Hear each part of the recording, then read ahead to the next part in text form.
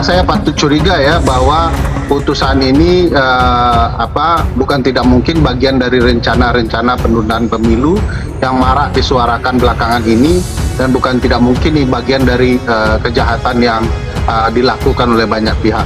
Mudah-mudahan Hakim PN Jakpus menyadari kesalahannya dan tidak terlibat dan menjadi bagian dari rencana-rencana untuk melakukan penundaan pemilu. Nggak tahu lagi, apalagi menjelang politik Pak Arsul, dana-dana ini, apalagi maukah saya dengar katanya dananya banyak sekali untuk penundaan pemilu ini. Pakai dana untuk menunda pemilu banyak sekali dana-dana itu yang nggak nampung lewat bank ya bisa langsung. Naruh lewat gugatan Partai Prima. Tapi itu udah terjadi dan akhirnya ini jadi polemik hukum. Apapun ini udah jadi polemik hukum bisa panjang. Hal yang juga kita antisipasi dari awal. Tapi kita mau lihat misalnya apa reaksi Pak Jokowi, apa reaksi partai-partai lain, apa reaksi dari surveyor itu menunjukkan akan ada kekacauan. Reaksi-reaksi ini yang akan diolah kembali oleh kalangan intelijen istana untuk menimbulkan ketidakpastian. Pemerintah sendiri pemilu ini akan jalan, ya, akan jalan. Kita akan melawan habis-habisan keputusan itu karena putusan itu salah kamar. Ini urusan hukum administrasi kok masuk ke hukum perdata. Ada main mungkin di belakangnya, iyalah pasti ada main, pasti. Oleh sebab itu saya katakan tadi, kan sudah jelas sejak awal tidak berwenang, ya. Dia mengadili soal pemilu. Pemilu itu kalau soal administrasi di Bawaslu. Kalau tidak puas ke PT UN, dan itu sudah ditepus semua, kalau kok malah pindah menjadi ke perdata gitu. Hakimnya masa tidak tahu aturan bahwa sudah ada undang-undang? Bilang ini kan belum inkrah, masih bisa naik banding, kok enak aja jawab begitu. Ini soal kebodohan saja. Lima gugatan penggugat untuk seluruhnya menyatakan penggugat adalah partai politik yang dirugikan dalam verifikasi administrasi oleh tergugat, ya. Kemudian menyatakan tergugat telah melakukan perbuatan melawan hukum, kemudian menghukum tergugat untuk membayar ganti rugi materi sebesar 500 juta rupiah.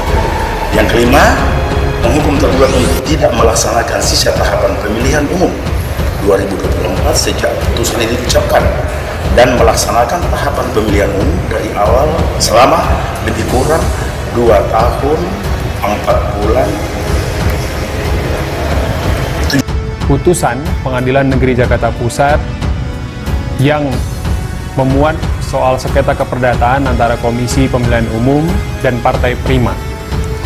Komisi Yudisial berpandangan bahwa putusan Pengadilan Negeri Jakarta Pusat ini adalah putusan yang kontroversial. Komisi Yudisial mencermati substansi putusan dan reaksi yang muncul terhadap putusan tersebut. Putusan tersebut pada dasarnya menimbulkan tanda tanya dan kontroversi di tengah masyarakat.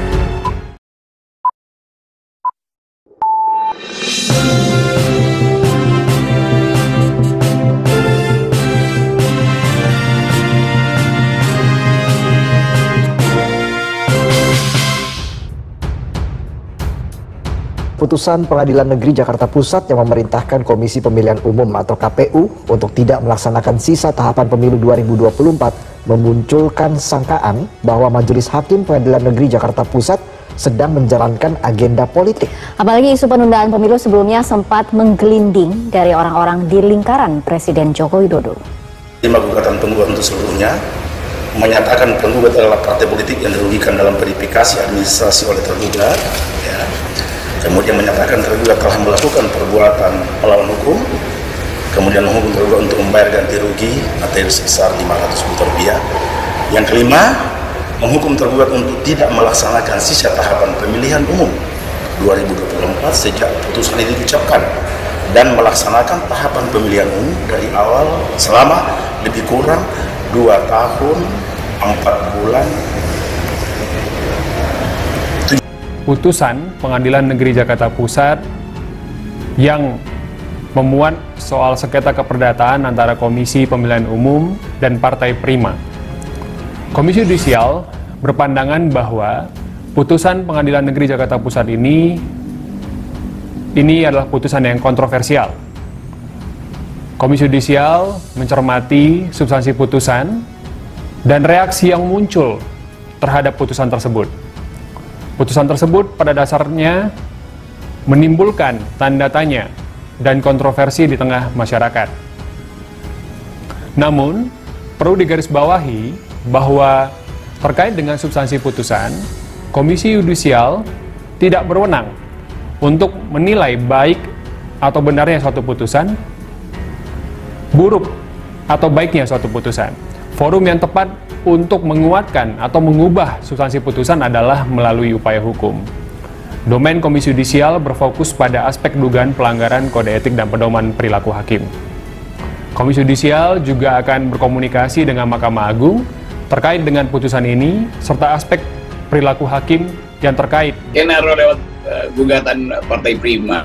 Tapi itu udah terjadi dan artinya akhirnya ini jadi polemik hukum. Apapun ini udah jadi polemik hukum, bisa panjang nih. Hal yang juga kita antisipasi dari awal. Tapi kita mau lihat misalnya apa reaksi Pak Jokowi, apa reaksi partai-partai lain, apa reaksi dari surveyor itu menunjukkan akan ada kekacauan. Reaksi-reaksi ini yang akan diolah kembali oleh kalangan intelijen istana untuk menimbulkan ketidakpastian. Sehingga saya patut curiga ya bahwa putusan ini bukan tidak mungkin bagian dari rencana-rencana penundaan pemilu yang marak disuarakan belakangan ini, dan bukan tidak mungkin ini bagian dari kejahatan yang dilakukan oleh banyak pihak. Mudah-mudahan Hakim PN Jakpus menyadari kesalahannya dan tidak terlibat dan menjadi bagian dari rencana-rencana untuk melakukan penundaan pemilu. Nggak tahu lagi, apalagi menjelang politik Pak Arsul, dana-dana ini, apalagi maukah saya dengar katanya dananya banyak sekali untuk penundaan pemilu ini.